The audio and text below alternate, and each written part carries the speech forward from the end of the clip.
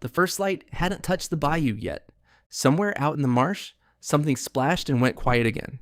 The cypress trees stood motionless in the dark water while the air pressed down heavy with mud, heat, and swamp water. For generations, families living deep in the Louisiana swamplands, Cajun, Creole, Black, Native American, poor white, learned to survive on whatever the marsh gave them. By the time the sun came up, there were already decisions to make. What was left in the trap? What was still in the pot? Who needed feeding first? Most of these meals are nearly forgotten now. Garballs. The fish looked ancient. Long jaws, thick scales, teeth sharp enough to tear fishing nets apart. Most people wanted nothing to do with gar. The smell alone was enough for some families to leave it in the boat. But deep in the Louisiana swamps, people learned early that refusing food was a luxury. The meat got scraped loose, with spoons and knives mixed with cornmeal, onion, and seasoning, then fried slowly into dense brown balls in cast iron pans. Cleaning gar usually happened outside, buckets on the ground, flies everywhere. Someone always complaining about the smell while still finishing every last piece once supper came. The work lasted longer than the meal itself. People ate what the swamp refused to stop giving them. Turtle stew. The turtles came from muddy banks and shallow traps left out overnight in slow-moving water. The meat simmered low with onion, bell pepper, tomato, and dark roux until the whole kitchen smelled heavy and rich. Older relatives usually handled the cleaning themselves. Children learned early not to ask too many questions while the shells were being broken apart outside. The smell stayed in the curtains long after supper ended. Some pots lasted 2 days if enough rice got added underneath. This wasn't celebration food, it was simply what there was. Fried frog legs. At night, lanterns moved slowly across the marsh. Men and boys walked through shallow water with burlap sacks and frog gigs, while insects crowded around the light and the mud pulled at their boots. Bullfrogs were the prize, big enough to make the effort worth it. The legs got rolled in seasoned cornmeal and fried quickly in shallow grease until the edges turned crisp. Some nights, that was the only fresh meat anyone saw all week. People who grew up eating frog legs never thought of it as strange. It was just something the swamp gave you if you knew where to look. Catfish dripping gravy?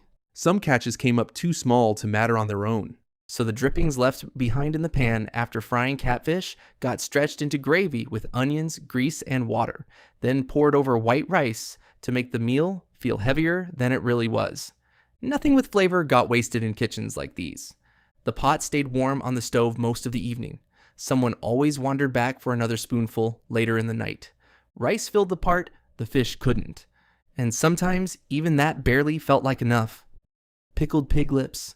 The jars usually sat near the counter in small roadside stores. Cloudy vinegar, red seasoning, pale pieces floating inside thick glass jars. In the Louisiana heat, pickled meat lasted longer than fresh meat ever could. That mattered in places where refrigeration came late and grocery stores sat miles away down broken roads. People ate them cold straight from the jar, sometimes with crackers, sometimes standing outside near the gas pumps without saying much at all. Children dared each other to try them. Adults bought them quietly and kept moving.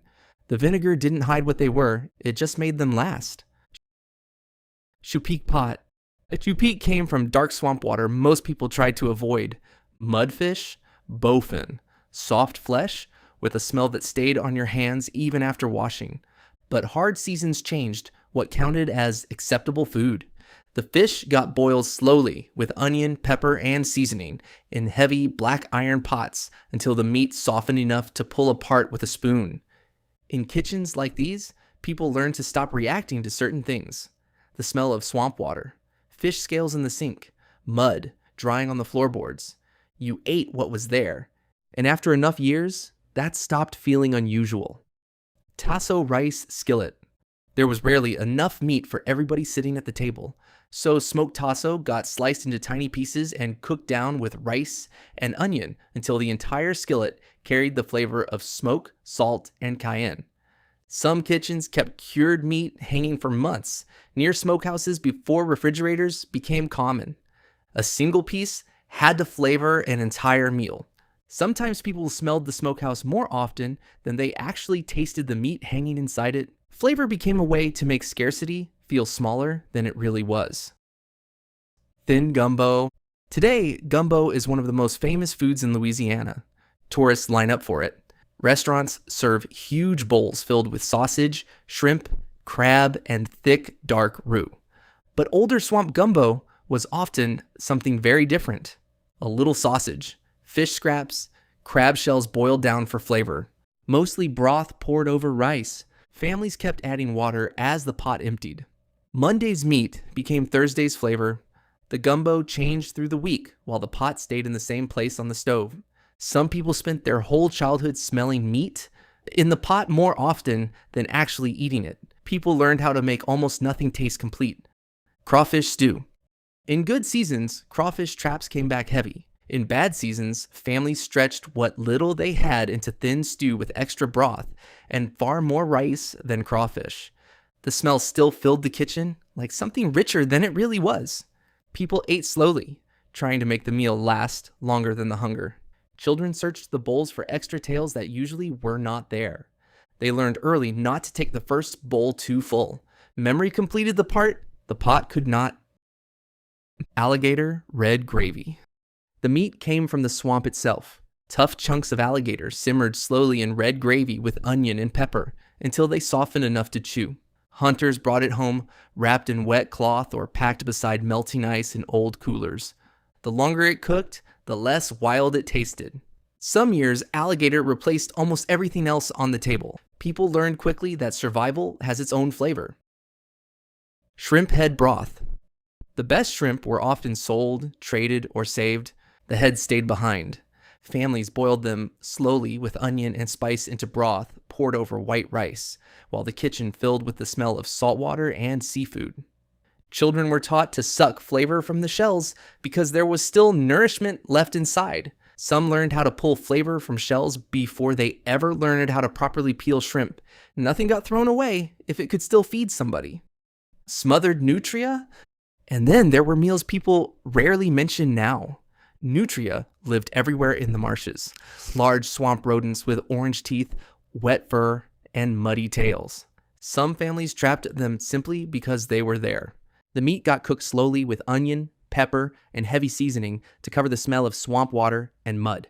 Parents sometimes waited until the plates were empty before saying what the meat actually was. Some people only realized years later what they had truly been eating. There are certain kinds of hunger that make people stop asking questions.